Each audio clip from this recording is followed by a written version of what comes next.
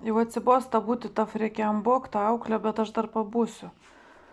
Tai aš dėl 3 vaikų tėvelio, kuris aiškina, kad UAB mano Kaunas nėra ir čia jūsų nėra, tai paaiškinau taip, kaip jis aiškino. Aš susiradau, kad jisai su mano Kaunas UAB neturi jokio ryšiais, nebent su mano būstas Kaunas.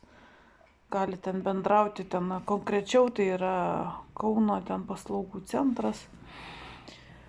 O tas, pasižiūrėjau dar atidžiau, iškaba yra iš tikrųjų mano Kaunas, tada nuėjau į internetą, pasižiūrėjau, kas yra mano Kaunas biuras, tai yra 6 savivaldybės įmonių klientų aptarnavimo biuras ir viskas. Tai biuro ar kabineto įsteigti kaip UAB tai nereikia.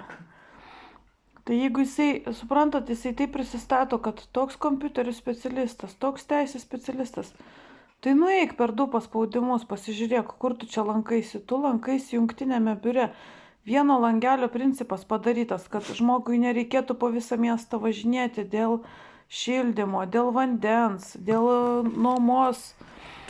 O kitas dalykas, tu iš visų reikalauji, parodykit man rekvizitus, jūs visi neteisėti, bet tu tam bute negyveni, tu ten neregistruotas, su tavim sutartis nesudaryta ir tavęs turbūt, kad neiškeldina, nes tu ten negyveni.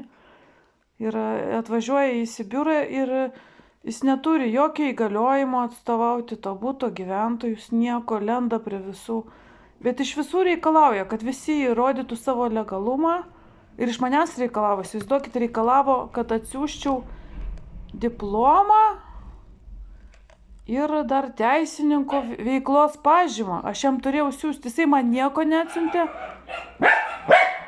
Aš pasitikėjau, kad jisai baigęs mokyklą